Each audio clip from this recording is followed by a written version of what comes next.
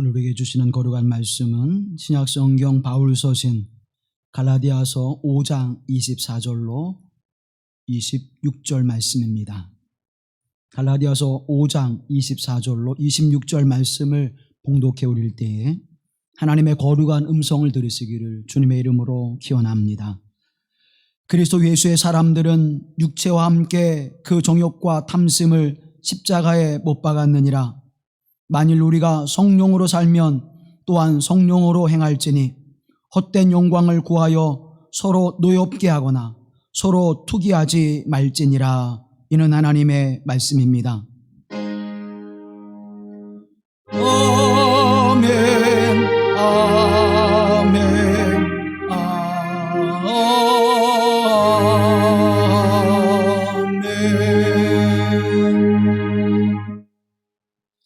우리 주 예수 그리스도의 은혜와 평강이 우리 가운데 함께 하시기를 기원합니다.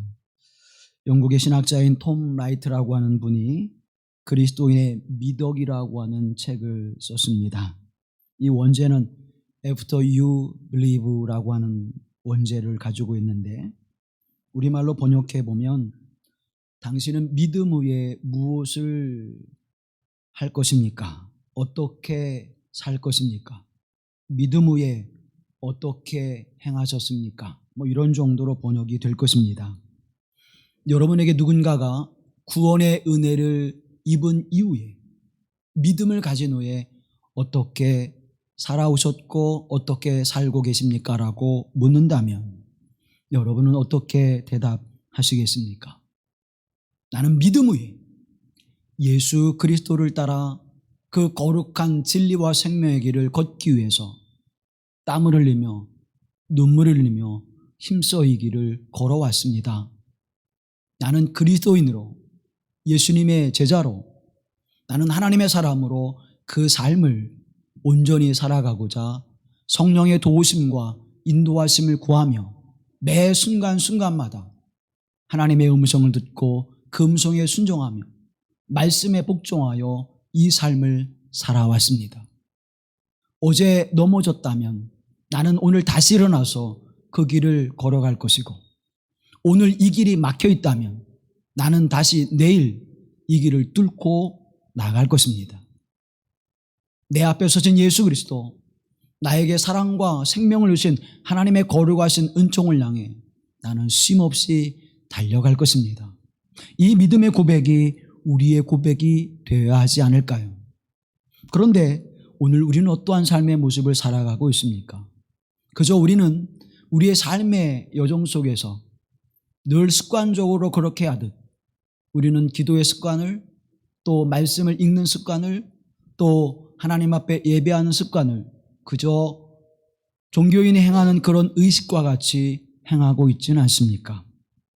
기도할 때에도 하나님의 크신 은혜와 역사하심을 구하며 나의 모든 것을 내어드리고 하나님 나를 통해서 하나님의 역사를 이루시옵소서 기도하기보다는 하나님 아시지요? 내가 원하는 바, 내가 뜻하는 것, 내가 소원하는 것 아시지요? 하고 그냥 하나님 앞에 던져놓고 자리를 털고 일어나는 신앙의 모습은 아닙니까? 믿음으로 하나님 이 역사를 이루게 하옵소서.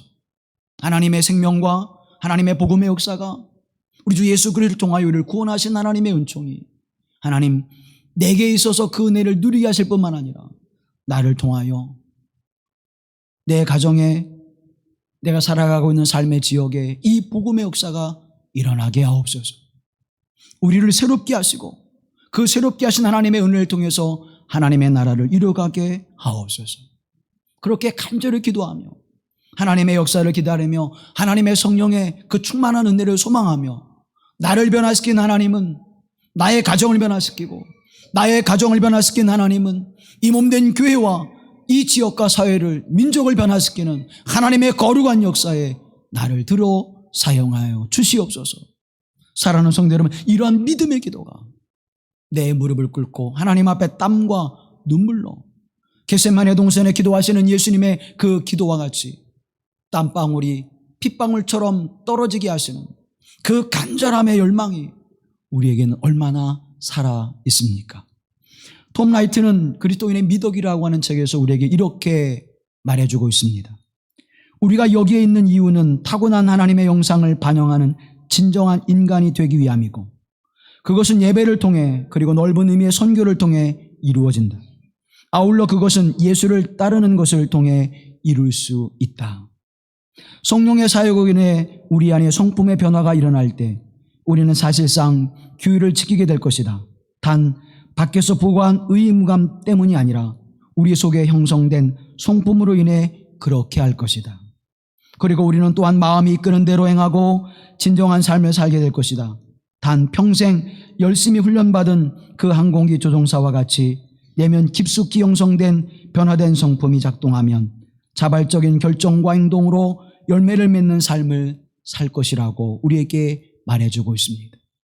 그저 종교적 의식 때문이 아니라 나는 목사로서, 나는 장로로서, 나는 권사로서, 나는 집사로서, 나는 성도로서 이렇게 해야 되지라고 하는 그 의무감과 책임감이 아니라 내 마음속에 있는 하나님의 영이 나로 하여 하나님의 거룩한 길을 선택하여 살아가게 하시고 복음과 생명을 위하여 걸어가셨던 예수 그리스도의 거룩한 길을 따라 살아가게 하시는 그 은혜로 충만케 하시는 하나님의 성령이 내 안에 살아게 해줘서 그 기쁨과 평안함의 충만함이 넘쳐나 하나님의 성령의 열매를 맺게 하시는 그 은혜의 아름다운 삶에 내 안에 너무나도 기쁘고 감격스러워 기도하는 자리로, 말씀에 순종하는 자리로, 하나님 앞에 예배하는 자리로 나를 이끄시는 인도하심과 이끄심에 순종하여 가는 그 삶의 열매들이 내 안에 넘치게 하시는 그 은혜의 길이 그리스도인의 삶의 존재 이유라고 우리에게 말해주고 있는 것입니다. 여러분의 존재 이유는 하나님의 영상을 드러내는 것입니다. 여러분의 존재 이유는 예수 그리스도의 그 성품을 온 땅에 드러내요. 하나님의 나라의 삶의 모습이 무엇인지를 증거하는 것입니다. 복음 이후에, 구원받은 이후의 삶의 모습이 어떠한지를, 부활의 소망을 가지고 살아가는 사람들의 삶의 모습이 어떠한지를 드러내야 하는 것입니다. 사랑하는 성도 여러분, 그저 오늘도 하나님 앞에 기도하며 하나님의 이름을 부르지만 그 기도가 응답되어지든 그 기도가 그렇게 응답되지 않든 거기에는 큰 관심이 없이 내가 기도한 것 하나님이 이루어주시면 감사하고 하나님 그 기도가 응답되지 않으면 그저 무덤덤한 인생의 모습으로 살아가는 종교인의 모습. 사랑하는 성도 여러분, 하나님 앞에 매일매일 회개하고 하나님의 전에 엎드려 간구할 때 주님 내 허물과 죄악이 있음을 고백합니다.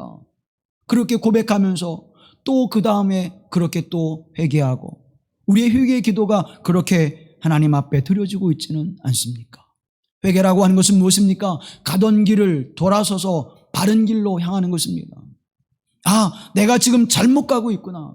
하나님이 기뻐하지 않는 길을 가고 있구나. 예수님이 가셨던 그 십자가의 길을 나는 가지 않고 거꾸로 돌아서서 가고 있구나. 다시 하나님 내가 이 생명과 진리의 길을 가게 하옵소서.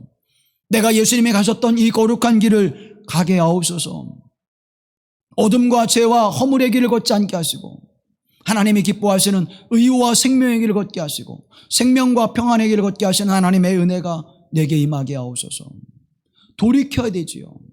회개했다면 돌이켜야 되는 것입니다. 메타노이라고 하는 것은 뭡니까? 180도 돌아서는 거예요. 그 어느 누구도 내가 잘못된 길을 가고 있으면서도 아, 내가 잘못된 길을 가고 있지 하면서 계속 그 길을 가는 사람은 없을 것입니다. 어떻게 해서든지 내가 이 길에서 돌아서서 내가 가야 될 목적지를 향하여 돌아갈 것입니다. 사랑하는 여러분, 내가 지금 잘못된 길을 가고 있다면 돌이켜 바른 길을 가야 합니다.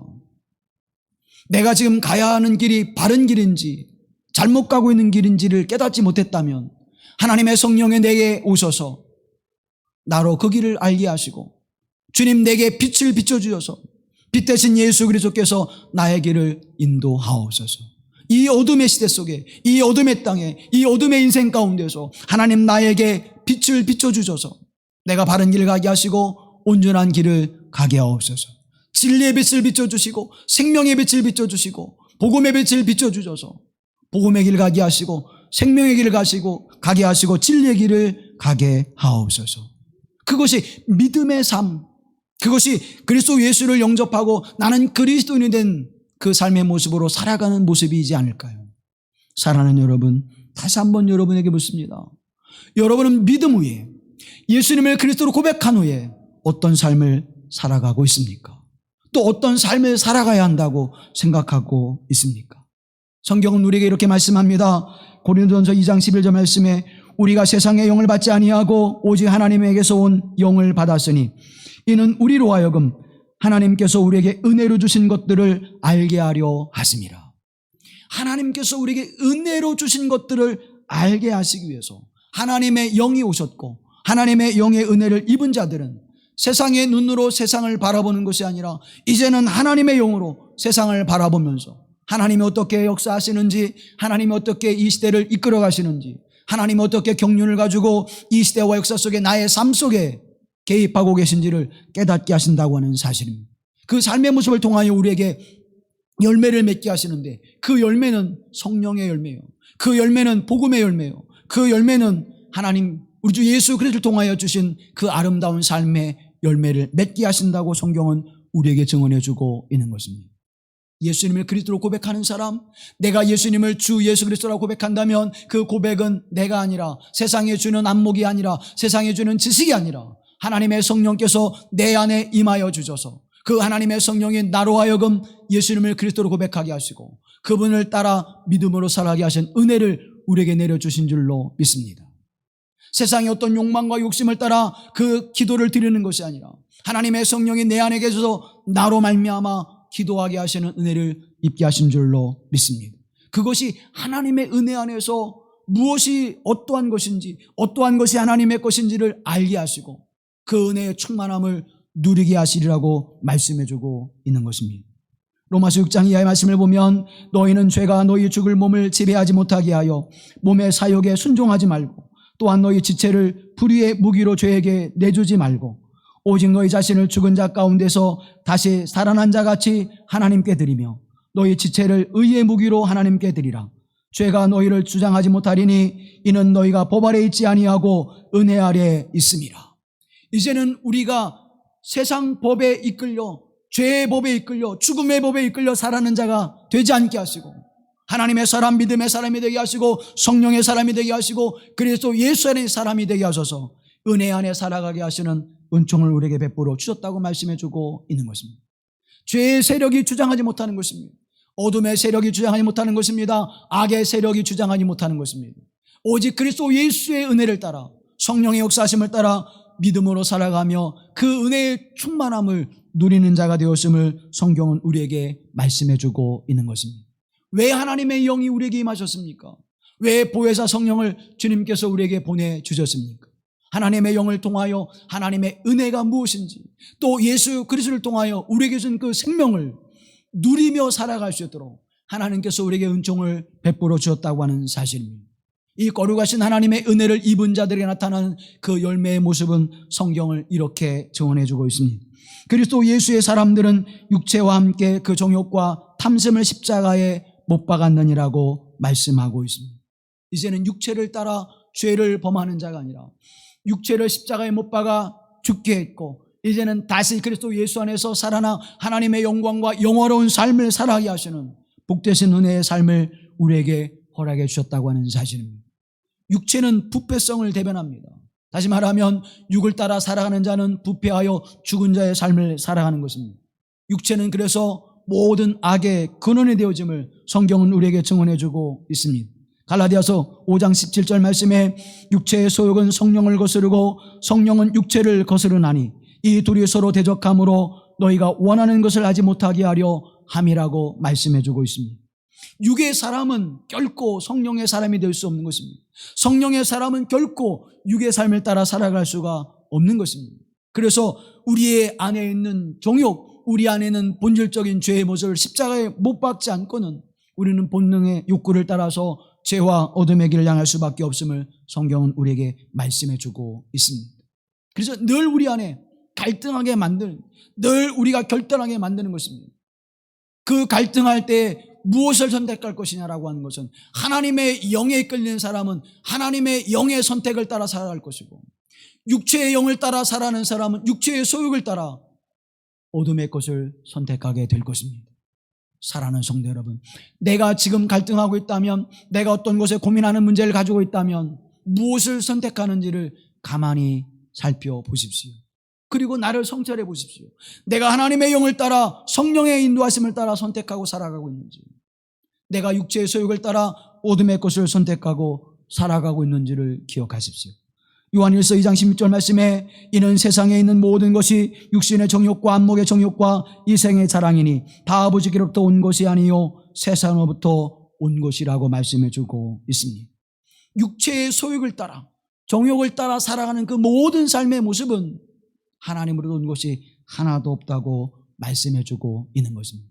이 모든 것이 다 육으로부터 온 것이요 세상으로부터 온 것이요 육체의 소욕으로부터 온 것임을 말씀해 주고 있고, 그 결론은, 그 결말은 생명이 아니라 죽음이요, 그 결말은 하나님의 구원의 은총이 아니라 심판이라고 성경은 우리에게 말씀해 주고 있는 것입니다. 그러나 순결한 믿음의 은총은 내 안에서 하나님의 영을 따라 믿음으로 순종하며 하나님의 거룩한 음성을 들으며 그 말씀을 따라 살아가는 그 은총의 모습은 무엇으로 우리에게 주어지는 것입니까? 영의 충만함으로 선택하여 살아가게 하시는 것입니다. 육심을 없애고 정욕을 없애고 탐심을 없애고 하나님 앞에 성결한 영으로 살게 하기 위해서는 내가 하나님의 영으로 충만해지지 않으면 그 삶을 선택하여 살아갈 수 없다는 것입니다. 로마서 13장에서 오직 주 예수 그리스도로 옷 입고 정욕을 위하여 육신의 일을 도모하지 말라고 말씀하고 있습니다. 그리스도 예수의 옷을 입지 않으면, 세상의 옷을 벗고 육체의 옷을 벗고 육체의 소욕을 벗고 그리스도 예수의 옷을 입지 않으면 우리는 정욕을 위하여 살아갈 수밖에 없는 존재임을 말씀해 주고 있는 것입니다. 사랑하는 성도 여러분, 왜 정욕의 삶을 살아가면 되지 않습니까? 그 정욕의 열매는 죽음이기 때문입니다. 그 정욕의 열매는 나와 더불어 나의 가족을, 내가 속한 공동체를, 내가 속한 이 지역을 어둠으로 물들이게 하기 때문인 것입니다. 내가 죽을 뿐만 아니라 다른 이들도 죽음의 길로 인도하는 존재이기에 하나님은, 예수 그리스도는 이 정욕의 삶을 살아가지 않고 또 그것과 싸워 이기게 하시는 하나님의 은혜를 우리에게 내려주시는 것입니다. 그 성령의 충만함을 입으라고 우리에게 말씀해 주고 있는 것입니다. 새 생명의 역사는 정욕에 이끌리는 삶의 모습이 아니라 그 생명으로 그 정욕을 덮어버리고 그 정욕된 삶의 모습을 생명의 역사로 만드는 하나님의 은총이 십자가를 통하여, 부활의 역사를 통하여 우리에게 주어지는 것입니다. 사랑하는 여러분, 십자가가 무엇입니까? 십자가는 그저 그곳에 잠시 달려있다가 고난받고 너무 어려워 힘들어 그런 내려오는 것이 아닙니다. 십자가는 죽음이에요. 예수님이 십자가에도 죽으셨습니다. 그리고 다시 부활하셔서 영원한 생명의 삶을 사신 것입니다. 다시 말하면 우리의 삶이, 우리의 육체의 소욕이 십자가에 죽고 다시 사는 하나님의 은혜를 입은 자가 되어질 때 우리는 하나님의 사람이 되는 것입니다. 성령의 사람이 되는 것입니다. 그리스도의 사람이 되어지는 것입니다.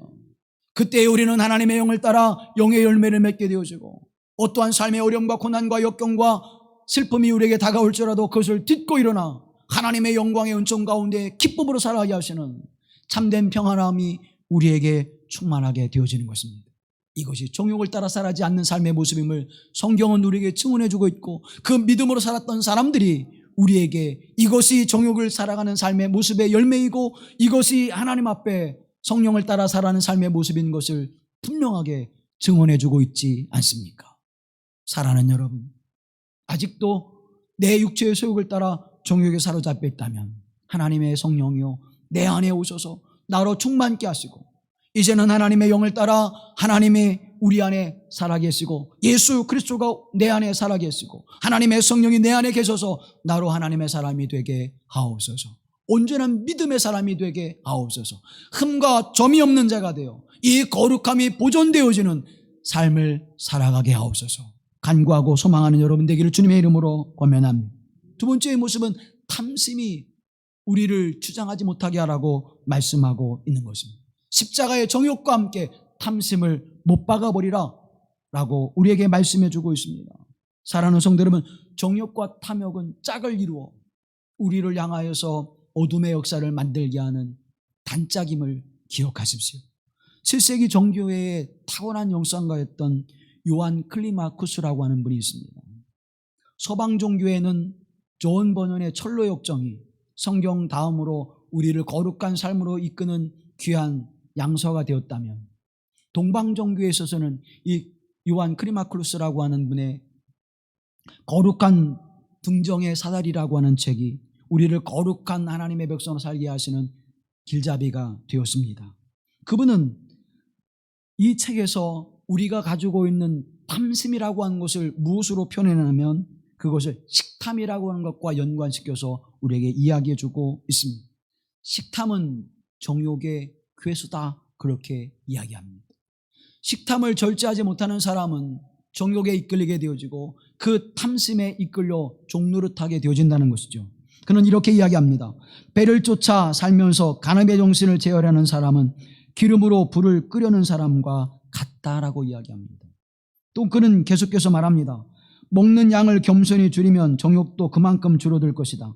마음이 무디면 생각도 둔해지고 음식이 넘쳐나면 눈물샘이 마른다고 이야기합니다. 사랑하는 여러분, 먹는 것이 나쁜 것이 아니라 그 먹는 것을 탐하는 마음이, 그 본능이 우리를 탐심으로 이끌어가게 한다고 하는 사실입니다. 현대사회 속에서 많은 사람들이 관심을 갖고 행하는 것이 무엇입니까? 다이어트라는 것이죠. 다이어트라고 하는 거예요. 건강을 위해서 다이어트를 해야 합니다. 그러나 문제는 우리가 탐심이라고 하는 이 탐심이 우리를 주장하게 될 때 식탐이 이루어지게 되고, 그 식탐은 우리에게 필요 이상의 칼로리를 저장하게 만들어서 우리를 비만하게 만들지요.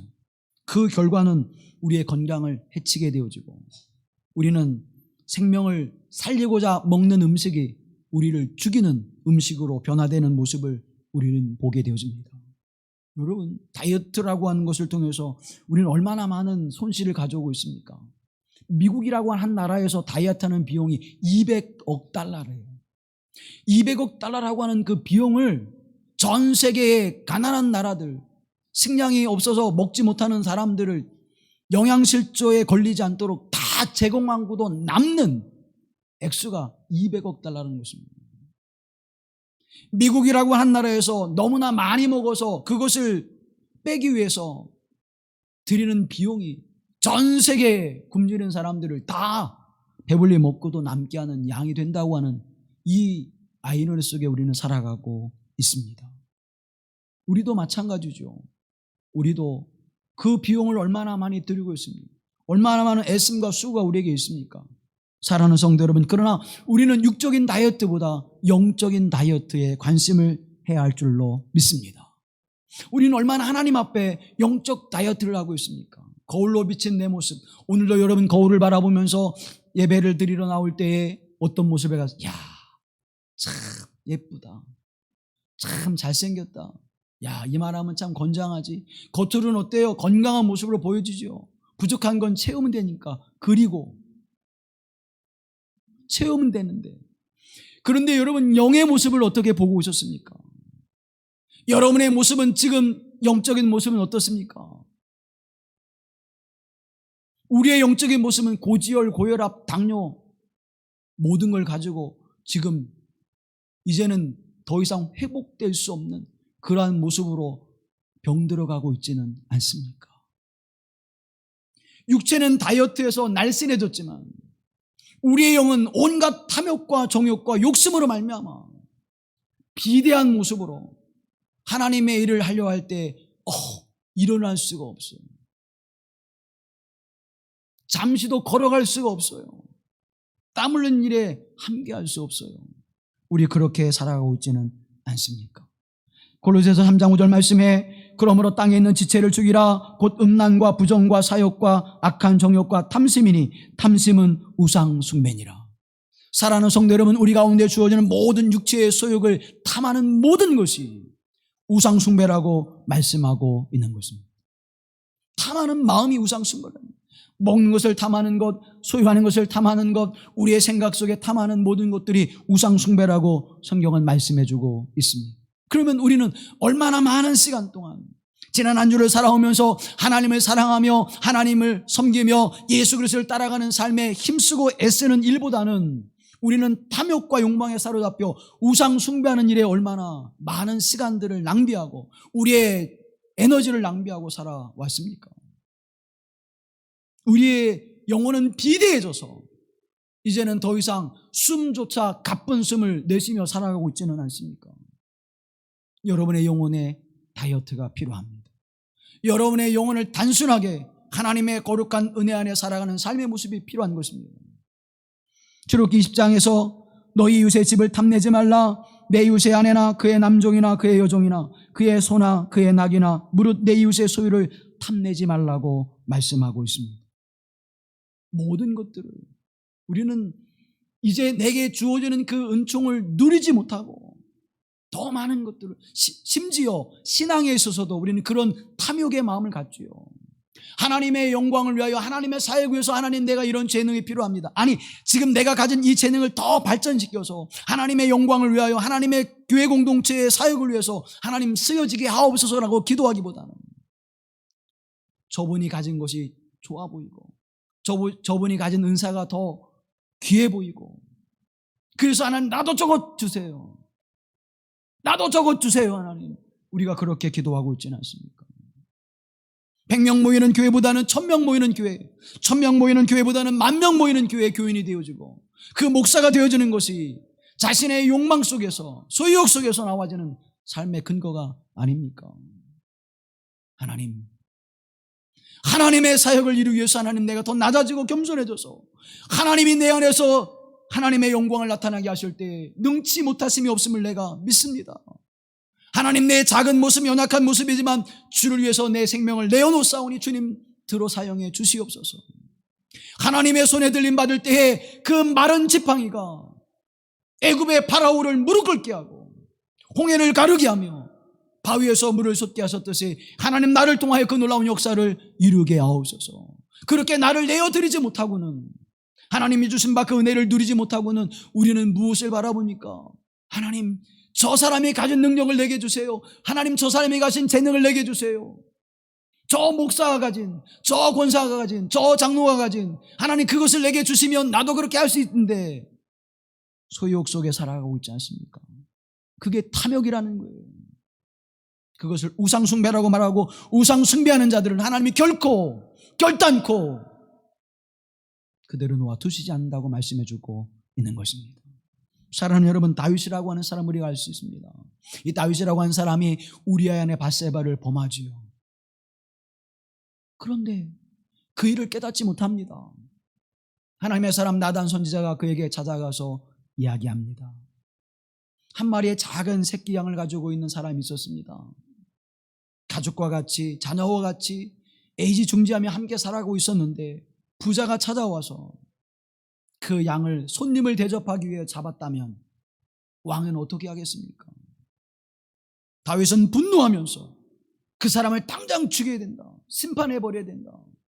그렇게 분노하지요. 나단 선지자는 그에게 얘기합니다. 바로 그 사람이 당신입니다.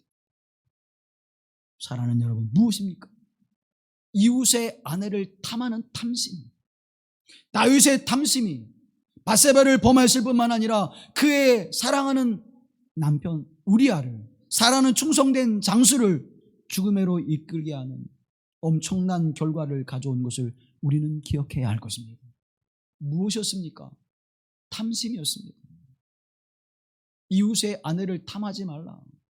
탐심이 그로 말미암아 하나님 앞에 범죄하게 만들고 그로 말미암아 하나님의 생명을 죽이게 만드는, 하나님의 고난을 범해버리는 엄청난 죄악을 가져오게 된 사실을 우리는 기억해야 할 것입니다. 이스라엘에 가장 악한 왕이 있었지요. 누굽니까? 아합 왕이지요. 이 아합 왕은 많은 것들을 소유하고 있었습니다. 그런데 그의 궁전 앞에 나봇이라고 하는 사람의 포도원 밭이 있었습니다. 크지 않아요. 조상 대대로 물려받아 그것을 지키는 사람이었습니다.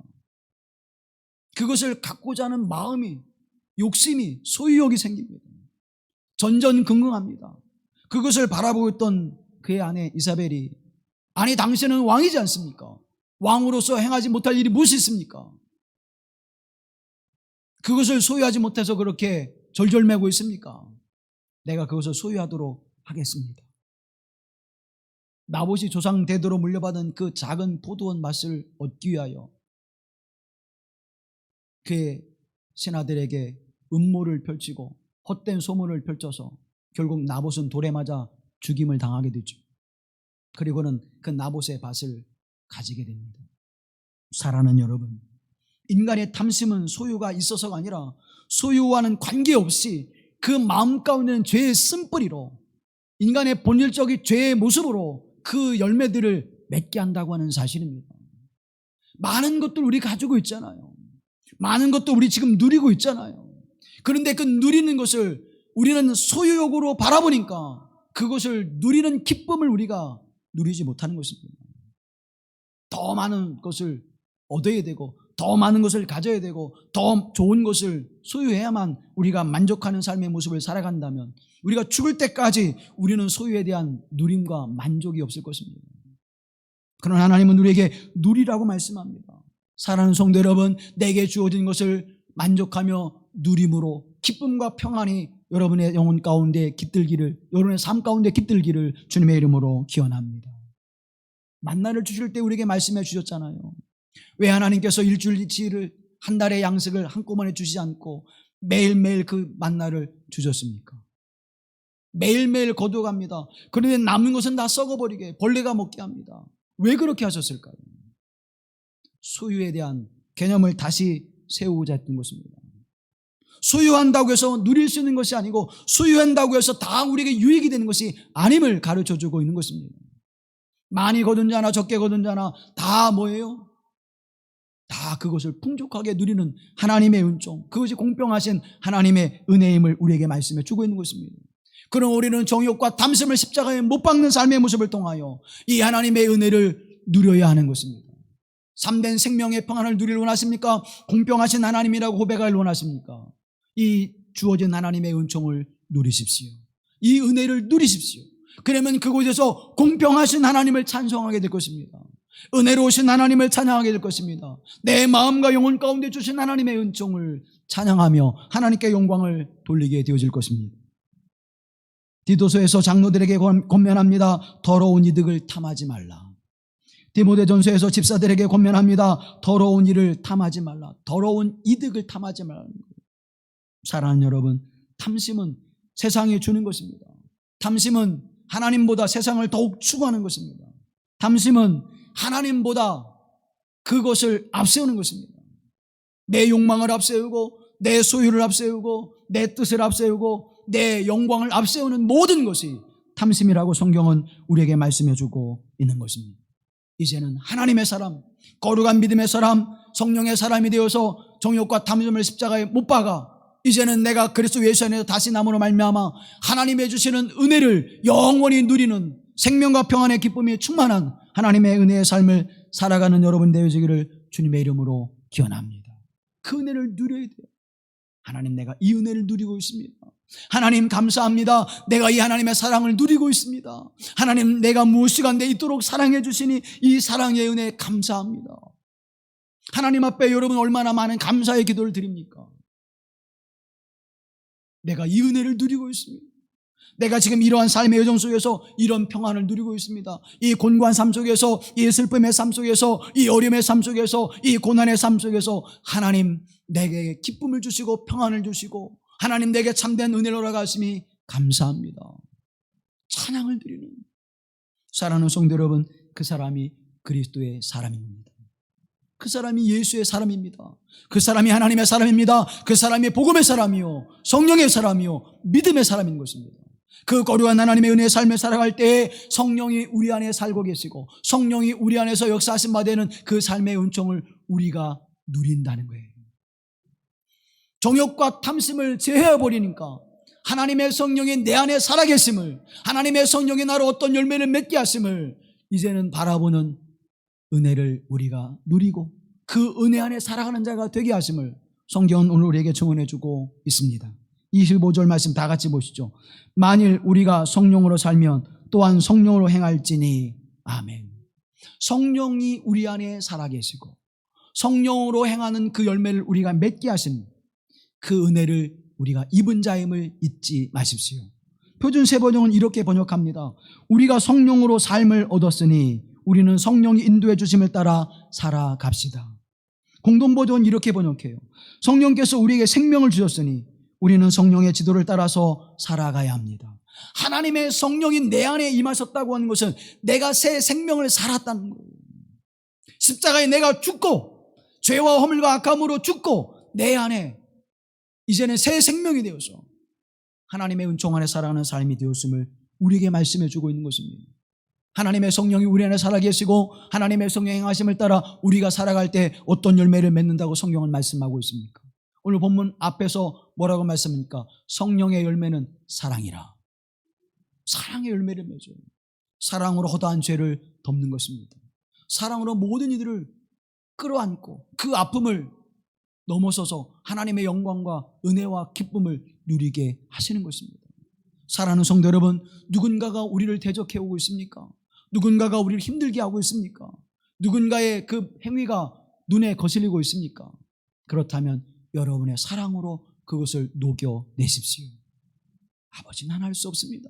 하나님, 내 사랑으로는 저 사람을 끌어안을 수 없어요. 내 사랑으로는 이 교회 공동체를 끌어안을 수 없어요. 내 사랑으로는 이 선교회 사람들을, 내 사랑으로는 속회 사람들을 끌어안을 수 없어요. 하나님의 성령이 나를 끌어안아 주셨듯이, 예수 그리스도께서 십자가에서 나를 끌어안아 주셨듯이 내가 그 사랑과 하나님의 성령의 은총으로 그들을 끌어안아 하나님의 살아계심과 역사하심을, 복음의 능력이 무엇임을, 하나님의 사람의 삶이 어떤 것임을 온 땅에 드러내게 하옵소서. 사랑하는 여러분, 하나님 앞에 간구할 때 하나님은 그 은혜를 우리에게 충만하게 허락하실 줄로 믿습니다. 성령으로 말미암아 열매 맺는 하나님의 나라의 열매가 무엇이라고 성경이 말씀하고 있습니까? 평강과 의와 평강과 희락이라고 말씀해 주고 있잖아요. 하나님과의 올바른 관계를 이루어 살아가는 기쁨 주시는, 하나님과의 사귐이 있는 기쁨을 우리에게 열매로 주시는 것입니다. 하나님 우리에게 말씀해 주시고 나에게 말씀해 주시고 내가 하나님 앞에 응답하고 하나님의 음성이 내게 들려지고 내가 그 음성을 따라 순종할 때 선한 열매가 맺어지게 되어지고, 나의 인생의 길에 동행하시는 하나님이 어둠 가운데 빛이 되어주시며 고난의 여정을 넘어서 기쁨이 되게 하시고, 내게 슬픔을 주시는 것이 아니라 기쁨을 주신 하나님의 은총이, 그래서 나는 하나님을 찬양하게 되어지고, 그 은혜의 관계가 어떤 관계입니까? 하나님과 나의 관계, 나와 예수 그리스도의 관계, 성령께서 우리와 함께 하시는 그 은혜 관계 속에서 이루어지는 열매를 거두리라고 말씀하고 있습니다. 이것이 의예요. 평강을 주시라. 우리가 가장 소망하는 것이 무엇입니까? 평안함이잖아요. 많은 것을 소유했어도 평안함이 없으면 다 헛된 것이잖아요. 배불러도 마음이 근심되어지면 배부른 것이 아니잖아요. 사랑하는 성도 여러분, 하나님의 성령의 사람에게 주시는 이 평강의 열매가 여러분의 것이 되어지기를 주님의 이름으로 기원합니다. 그리고 기쁨을 주신다고 그랬어요. 기쁨을. 어떤 상황 속에서도 이 기쁨이 나로 그것을 이기게 하신 하나님의 은혜. 사랑하는 성도 여러분, 우리 안에 찾아오신 하나님의 성령의 은혜를 통하여 내게 주시는 참된 기쁨, 기도할 때의 기쁨이 있어서, 예배할 때의 기쁨이 있어서, 말씀에 순종할 때의 기쁨이 있어서, 그것을 행할 때 우리에게 어떤 열매를 맺게 되어집니까? 억지로가 아니라, 의무감이 아니라, 책임감이 아니라 저절로 자원하여 그것을 행하게 되는 하나님의 은혜가 임하지 않습니까? 이 은혜가 오늘 우리에게 열매로 맺혀진다고 성경은 증언해 주고 있습니다. 로마서 8장의 말씀을 바라보면 육신을 따르는 자는 육신의 일을, 영을 따르는 자는 영의 일을 생각하나니 육신의 생각은 사망이요 영의 생각은 생명과 평안이라고 말씀하고 있습니다. 생명과 평안의 은총, 하나님의 성령을 따라 살아가는 믿음의 사람들에게 주어지는 열매요. 육신의 삶을 살아가는 자들에게는 죽음의 열매를 맺을 수밖에 없음을 성경은 우리에게 분명히 말씀해 주고 있습니다. 저와 여러분 누구예요? 나는 예수 그리스도를 따라 믿음으로 살아가는 하나님의 자녀입니다. 나는 그렇게 살 수 없습니다. 나는 이제 하나님 앞에 진실함과 의로움과 거룩함으로 살아가겠습니다. 그 믿음의 고백으로 하나님 앞에 살아가실 때에 나는 하나님의 사람답게, 믿음의 사람답게, 성령의 사람답게 살게 하시는 하나님의 은혜를 누리는 것입니다.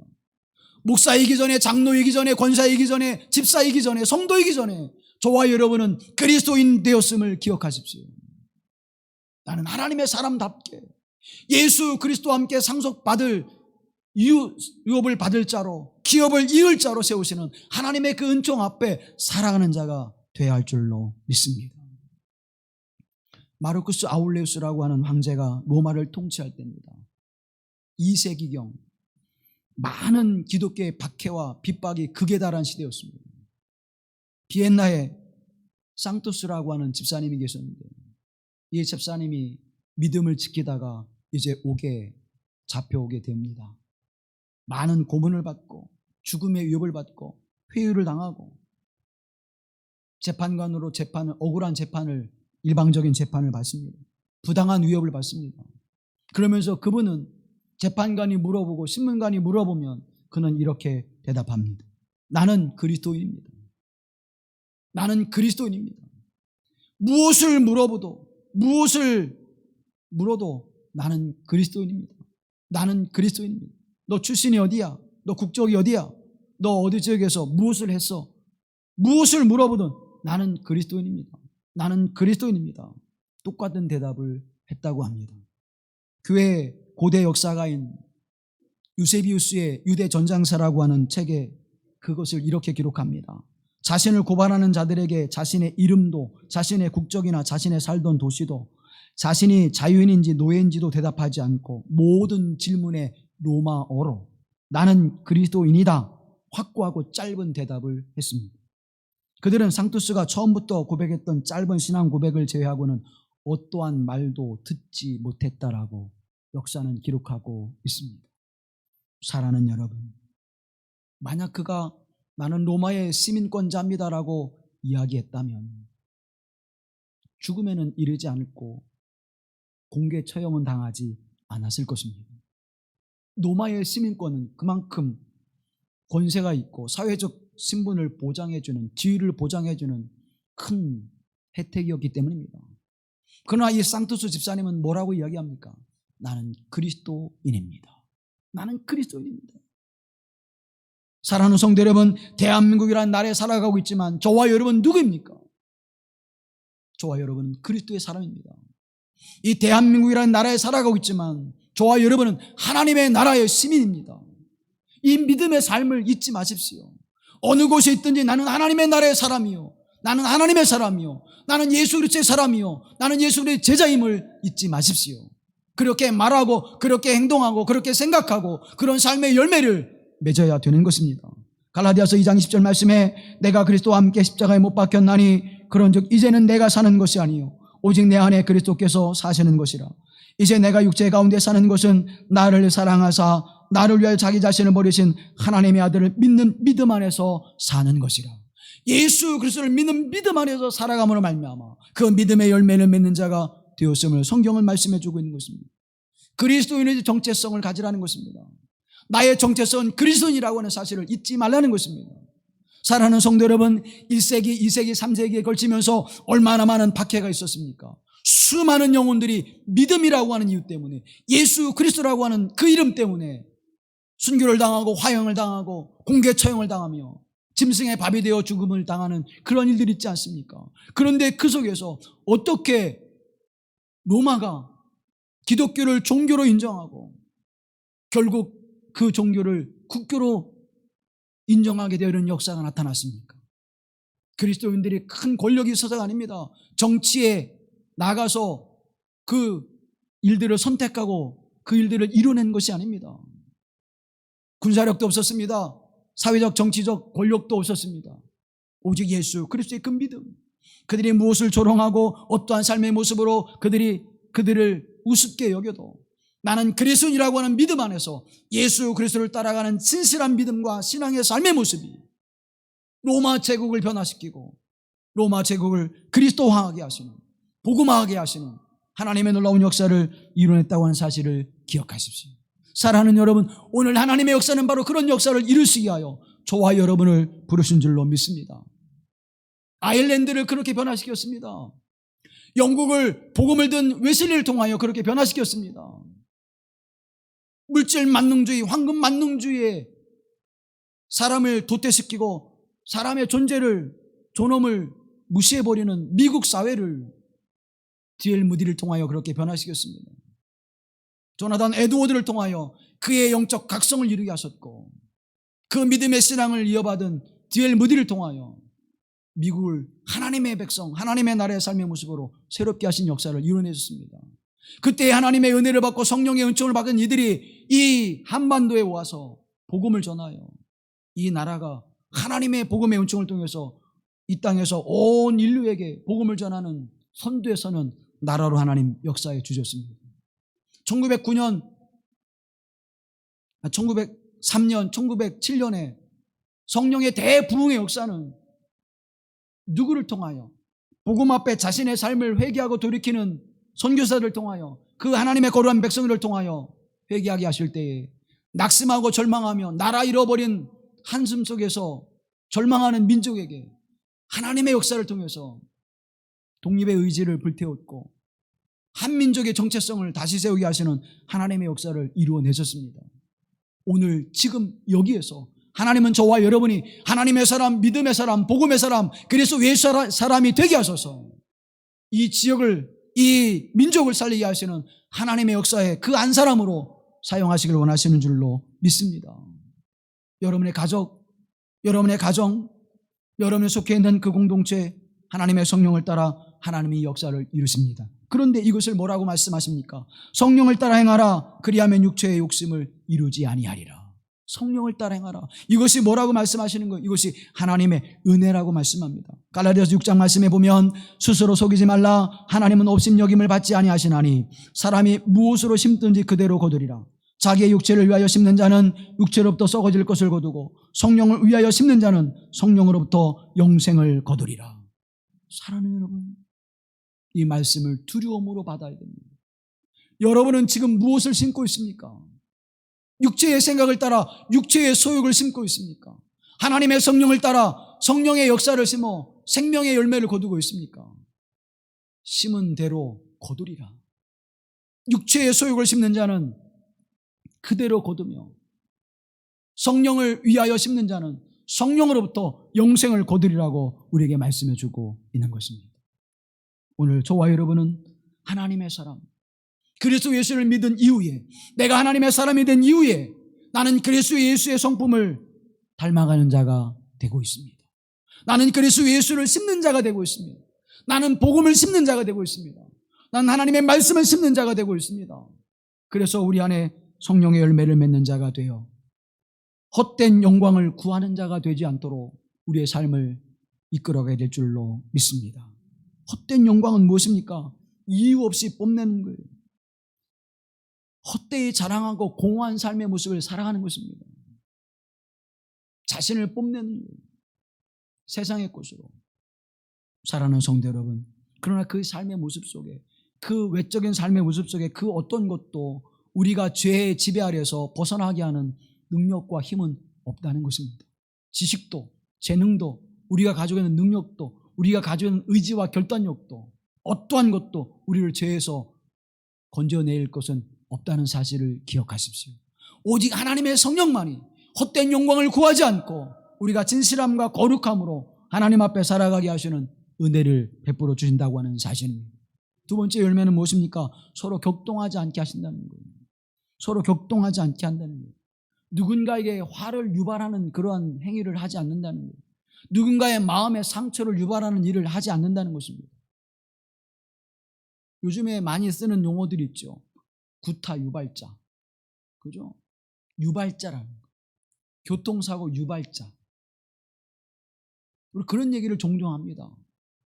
물론 우리가 제대로 잘하면 안전할 수 있는데 잘하지 않게 만드는 어떤 행위, 그런 모습들이 우리에게 오죠. 아이들 말로 뭐라 그래요? 깐족된다. 그럼 화를 돋구는 거예요. 마음의 상처를 후벼 파는 거예요. 위로하는 척하면서 넘어뜨리는 일들이, 마음 써주는 척하면서 뒤통수. 여러분, 그와 같은 일들은 어디에 있습니까? 그게 격동케 하는 거예요. 사람의 마음을 격동케 하는 거예요. 근데 그 마음이 없어진다는 거죠.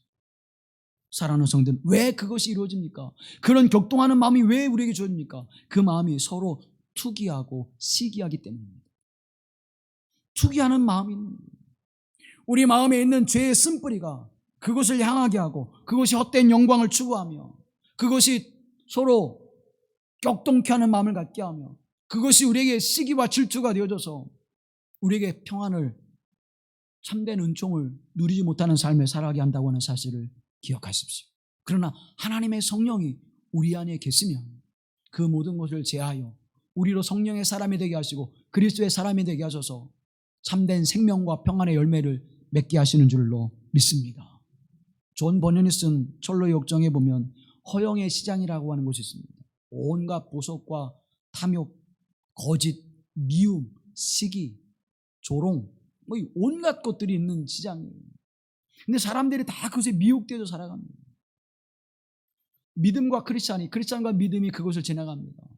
믿음이 보니까 달라요. 야, 우리하고 사는 모습이 달라. 너 우리하고 다르잖아. 그래서 이 믿음을 음모를 꾸며서 부당한 재판을 받게 합니다. 결국 이 믿음은 나는 그렇게 살 수 없습니다. 나는 하나님의 사람이라 나는 거짓되게 살 수 없습니다. 나는 탐욕의 사람으로 살 수 없습니다. 나는 세상의 것을 가지고 살아갈 수 없습니다. 그 믿음을 지키다가 순교를 당합니다. 사랑하는 여러분, 이 땅에 주어지는 이 허영의 시장 속에서 우리가 사는 것은 믿음이 죽어야만 되어지는 그런 삶 속에 살아가고 있음을 기억하십시오. 순교의 삶의 모습으로 살아가지 않으면 우리는 그 허영에 우리가 사로잡혀 결국 우리 또한 죽음의 길을 향할 수밖에 없다고 하는 사실을 기억해야 하는 것입니다. 그때 우리에게 무엇이 필요합니까? 나는 그리스도의 사람이다. 나는 하나님의 사람이다. 나는 그리스도 예수의 사람이라고 하는 정체성이 이제는 성령을 따라 행하게 하시고 성령의 역사하심을 따라 순종하게 하시고 하나님의 말씀을 따라 믿음으로 순종케 하시는 하나님의 역사를 이로 살아가는 자로 세우신다고 하는 사실을 기억하십시오. 오늘도 내가 그리스도인으로 살아가게 하옵소서. 내가 오늘도 하나님의 사람으로 살아가게 하옵소서. 오늘도 내가 그리스도의 예수의 사람으로 살아가게 하옵소서. 하나님의 성령의 도우심을 구하며 그 거룩한 삶의 모습이 여러분에게 주어진 하나님의 그 거룩함이 흠과 점이 없이 주님의 오시는 그날까지 보존되어지기를 주님의 이름으로 기원합니다. 우리 시간 함께 기도할 때 하나님, 내가 하나님의 사람입니다. 나는 그리스도인입니다. 나는 그리스도 예수의 사람입니다. 이 하나님의 삶의 모습을 잊지 않게 하시고 오늘 우리를 그렇게 세워가시는 하나님의 성령의 인도하심을 따라 믿음으로 서게 하시고 어둠과 악에 담대하게 맞서 싸워 하나님 굳게 서게 하시는 믿음의 사람이 되게 하옵소서 간절히 기도합니다. 거룩하신 하나님의 은혜와 사랑하심 속에 우리를 불러주시고 믿음의 사람으로 하나님 세워주시며 그리스도 예수의 사람으로 살게 하신 하나님의 은총을 베풀어 주심을 감사합니다. 이제는 하나님의 정욕과 탐심이 우리로 하나님이여 세상을 향하지 않게 하시고 육체의 소욕과 생각이 우리로 하나님이여 심판과 멸망의 자리에 이르지 않게 하여 주옵소서. 하나님의 영의 충만함을 입어 이제는 성령의 사람으로 믿음의 사람으로 예수 그리스도의 성품을 따라 살아가는 하나님의 사람으로 하나님 살아가게 하옵소서. 악에 지지 않게 하여 주옵소서. 어둠에 지지 않게 하여 주옵소서. 하나님의 선한 역사를 이루어가시는 믿음의 사람이 되게 하여 하나님의 영광된 삶에 살아야 하시는 복되신 은총의 삶이 우리 가운데 임하게 하여 주시옵소서. 이제 하나님의 영화로운 빛을 비치며 하나님의 거룩한 복음의 빛을 비치며 생명의 빛을 비치는 자로 하나님 앞에 살아가기를 원합니다. 주의 성령이 우리 가운데 임하여 주셔서 나와 함께 더불어 거하여 주시옵소서. 하나님의 성령 우리의 발걸음을 인도하여 주셔서 이제는 성령의 열매를 맺는 하나님의 사람들이 되게 하옵소서. 누가 바라보아도 누가 하나님 우리의 삶의 모습을 견주어 보아도 하나님의 사람인 것을 복음의 사람인 것을 성령의 사람인 것을 그리스도 예수의 사람인 것을 조금도 의심치 않는 믿음의 삶을 살아가게 하옵소서. 주여 오늘도 우리 안에 그 은혜를 충만케 하시고 성령의 은혜를 충만케 하셔서 이 믿음의 거룩함으로 하나님의 주는 참된 생명과 평안을 누리는 하나님의 사람이 되게 하옵소서. 우리를 구속하신 예수 그리스도의 이름으로 간절히 기도하옵나이다. 아멘.